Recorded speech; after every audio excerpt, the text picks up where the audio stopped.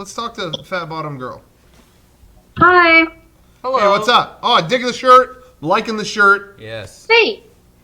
All right. So, quick question. Have you guys had any like creepy hotel experiences? Creepy hotel experiences. Actually, Eric and I have a creepy hotel experience from PAX Prime. Really? We have friends who've stayed in the same hotel multiple times. It is a very shitty hotel. You know it's a shitty hotel when they give you a key to the room, and it's an actual key. And it's an actual key. Old school. Analog. Yeah, it had like shag carpeting. It was actually a pretty cool hotel because it was like a leftover remnant from the 70s. Yeah. And it was just so shit. I think there was like blood on the walls in one of the rooms they were staying in, whatever. We went, we thought like, this hotel is so fucking old and like creepy. Let's explore. I'm sure we could find some crazy shit. We got in the elevator, which is the smallest fucking elevator I've ever been in my life. Nightmare fuel in that elevator. Just the idea of being in there sucks. And we went to a floor a little bit above the lobby. I don't want to say the specific floor in case anybody ventures into this hotel, but we found a floor that was abandoned and all the doors had been like kicked in. Wow. There was like shit poured all over the hallway, like construction going on. No, like broken computers and overturned mattresses and old furniture. It looked like they had taken all the furniture that used to be in the hotel, like that was left over from the 60s, and just stuffed it all onto this one floor. And all the locks on all the doors were like busted off, had been like broken up with a sledgehammer. So we were pushing doors in and exploring rooms, and we found this one room. I shouldn't say this, but I'm going to. Had a bunch of old like paperwork and like billing information in there, and we got this impression like this is so not legit, like this paperwork should be in a place that is not an abandoned shithole mystery ghost floor where any occupant of said hotel can wander into. It just felt like we had stumbled onto like a place we were never supposed to find, and if anybody knew we had been there they would kill us. Whoa. So Watergate shit. Yeah, exactly. So, yeah, it was very creepy. And then it became legendary amongst that group. Like, dude, we got to go back, see if all that stuff is still on the floor. We went back a year later. It was just as creepy. Oh, wow. Nothing had been fixed. Jesus my God. For me, I didn't stay here, but there's a hotel. This was in the news, so maybe you heard. But there's a hotel in L.A. that a lot of my friends stay at when they come down to E3, and they found a dead body in the water tank. And they can't. And what's hilarious is they never solved that. They never solved it, and they were like, "Well, I don't think I'm going to stay at this hotel anymore." And then I know they were all joking around, like, "Well, at least it'd be really cheap, right?" Prices went way up, and it was like, "Why?" Well, not a lot of people staying here, so I got to make. It's like, oh, goodbye. Well, now less people. Yeah, okay, you're done.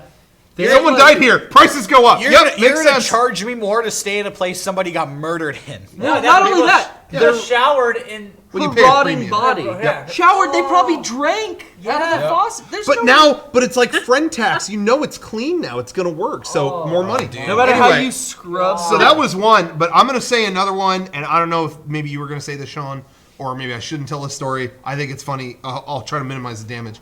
We stayed at a hotel during PAX. Sean was on the phone with his wife, and in the middle of the phone call, I swear to God, a fucking dead body hit the ground. I mean, it wasn't literally that, but something, boom, boom, boom. It sounded like someone got knocked the fuck out in the floor above, right? Yeah. Boom! And Sean just went, fuck!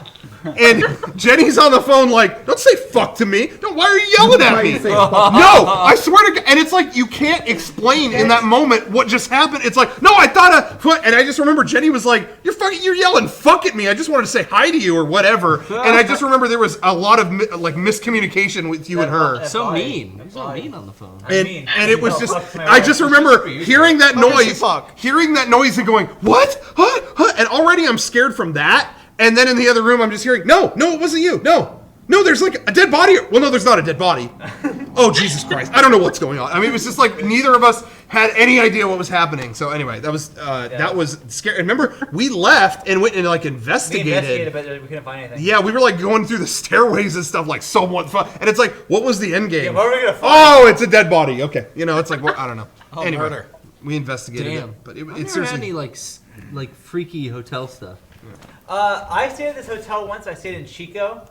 Oh, well, I don't remember what it was called, but it was the cheapest motel in Chico. Motel 6. People It was a lived there. motel. Yeah, people lived there. Oh, kind of the monthly rate kind of place. Yeah, it was one of those places, and the pool was empty, but it was full of like dog shit. Like That's the dog's pool. from the people who owned the pit Would bulls. just throw their they dog throw dog shit, there's bags of dog shit in there. We went into our room. There was a everything was wrong. A roach? That would have been fucking a sight. I mean, that was like, it was so much worse than a roach. There was Oh god. the shower curtain was like literally slashed with a knife. Literally slashed with a knife. Oh, my God. There was Bates Motel. a hole in the wall. Yeah. Yeah, there was a hole in the wall like next to the door. It was like, but it was like head sized. It was a head shape in the wall. There was a half-empty bottle of squirt in the thing with like a syringe inside the squirt. It Oh, was my like, God. Oh! Was that squirt? Did you drink it? To say Free that drink. it was 2 liter squirt. It was like Free syringe. the grossest place I've ever been to. Wait, before you judge, yes, I used a syringe. And before you judge, I thought, hey, free penicillin. I'm not doing too well. I've been sick lately. Yeah. I injected it, yes. Squirt. And It wasn't some penicillin. sick individual is the one that put heroin in it, not me. I just inject things. But thinking back now, I spent the night there. I stayed there. Oh, Sean. But I was like I would've 18. I was slept like, around. whatever. You're like, I'm now, no way. Yeah. No way. I was gonna say too, this is just more of a goofy hotel experience.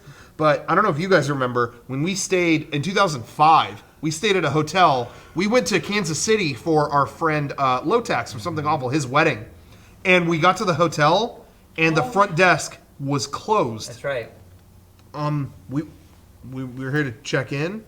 Yeah, closed. This is a hotel. This is a hotel, right? Can we check? And so we are like, should we like?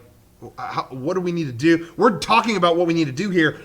Some other woman who couldn't check in barges through us and yells at the front desk. And this is the best exchange ever. She goes to the front. What are people supposed to do? I'm trying to find somewhere to sleep. I'm trying to find somewhere to go. What are people supposed to do? What do people do when they need to check out at night, to check in at night? And the woman behind the desk just turns around and goes, "They don't."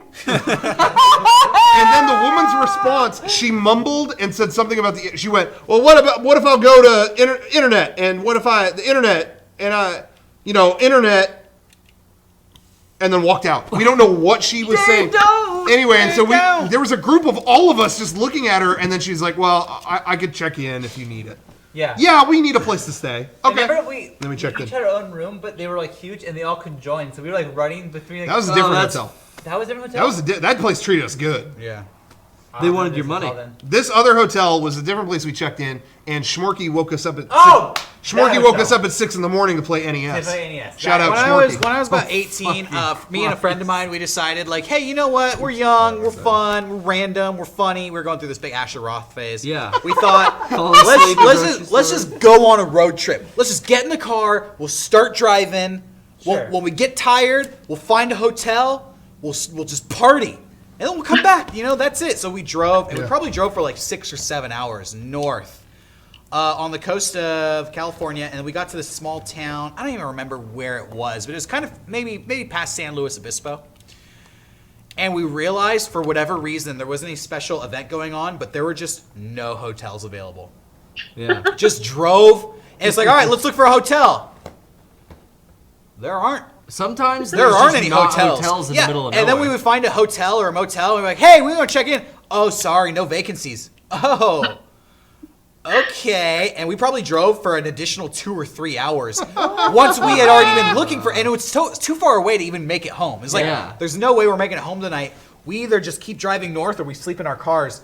And finally, I think after we went so far north, we figured, like, I saw hotels back the way we came. Let's turn around and go way far back.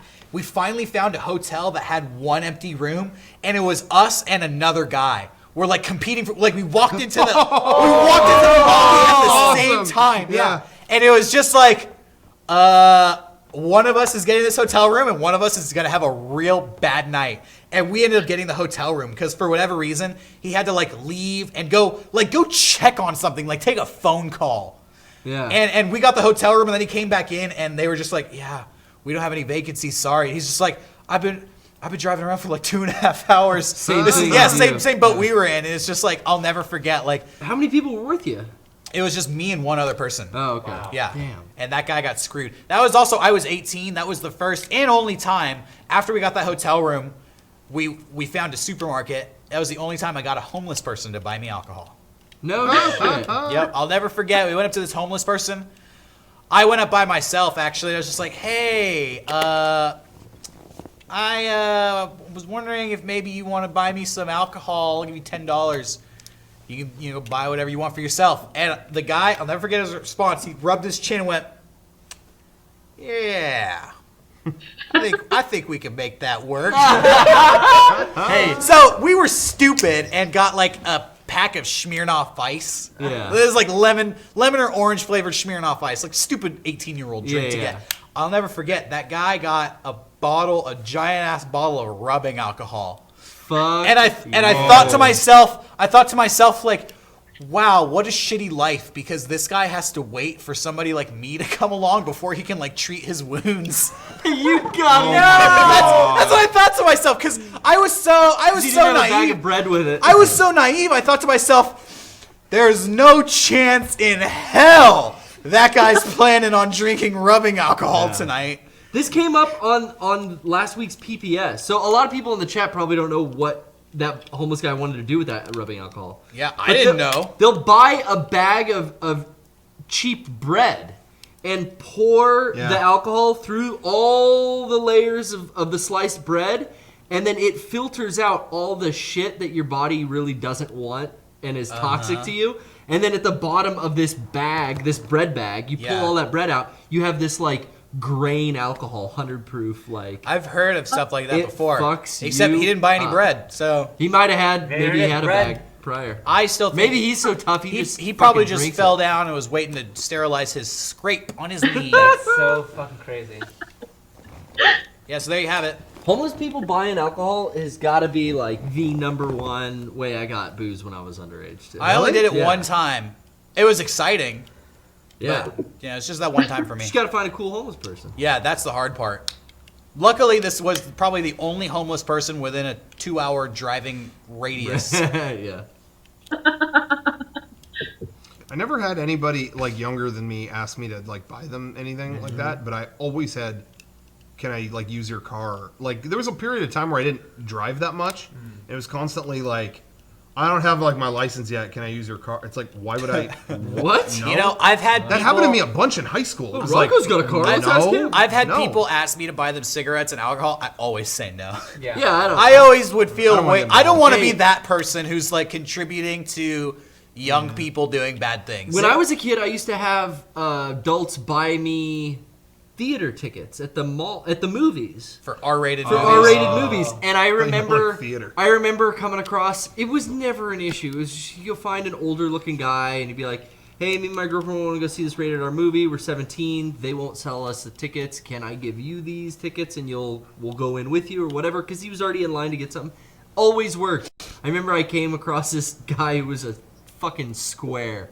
And he's like, absolutely not. It's rated R for a reason. You shouldn't be trying to see and then he told the fucking... you. Oh, come on. These kids are trying to buy tickets to... It was That's like... too far. Just fuck tell them. you. Yeah, fuck Yeah. that I I used to have at Chili's all the time. People would try to be underage and get drinks. Yeah. At And- Chili's? At Chili's. And so they would go, I'm like, can I see your ID? Oh, nah, you don't need to see that. Or they'd give me their ID and It's not it's 21. not. Yeah, but they're just looking at me like this, like, it's like, Yeah. I'll lose my job and maybe go to jail. Yeah. No, it's not worth it. I was gonna say I got tickets to Freddy Got Fingered when I was whenever that movie came out. I think I was like 15 years old. My mom bought tickets for it. She was like, "Hey, you can go see this Tom Green movie." I don't want to see this. So it's for you and your cousin. Here's 2 tickets. Have fun. And I gave my tickets to the guy at the ticket taker, and he was just like, "No, you're not old enough to see this." And I was like, I have the ticket. "It doesn't matter. I have the ticket." And he's like, "If you're underage, you need to be accompanied by somebody 25 or older," which is bullshit. But also like, so I have to punish my mom, like force her to watch Freddy Got Fingered with me so I can see this. But like, what a stupid rule. Yeah. Yeah, if you're not old enough, that's what I mean. Rated R, you do have to have someone. If you're not of age, you have to have someone with you. You have to. But 25, I don't think it is 25. I don't know. I just remember same theater at the mall that we've all gone to in San Diego. I remember when Hannibal came out. I've said this before, but when Hannibal came out, they made it. Oh, there's so much controversy with this movie. We're just making it. You have to be 25. They did that for like a day, and it's like that's illegal. Dude, if I'm 24 years old, I'm gonna get in a fight. Can you imagine? You go, you're 23. Oh yeah, I want to see Hannibal. Ooh, sorry, we're locking it off. They check your ID. Because the person, you're not old enough. The person I call telling you police. that, I guarantee the person telling you that is 17. Yeah, but anyway, that was. I remember they did that for like a little bit, and Channel 8 down here was like, yeah, they just got word they're not allowed to do that. Oh, it's go like, for it. oh No really? shit. They're keeping people out of the theater. My mom,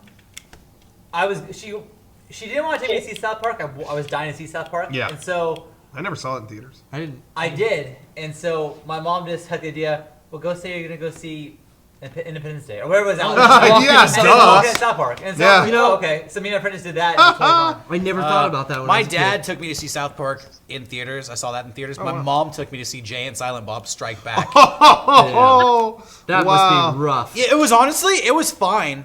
My mom has a good sense of humor, except all the dick sucking jokes were just like, she's sitting where Rocco is. I'm just like pretending she's not in the room with me. You suck his dick, and he'll watch, and I'll jerk off.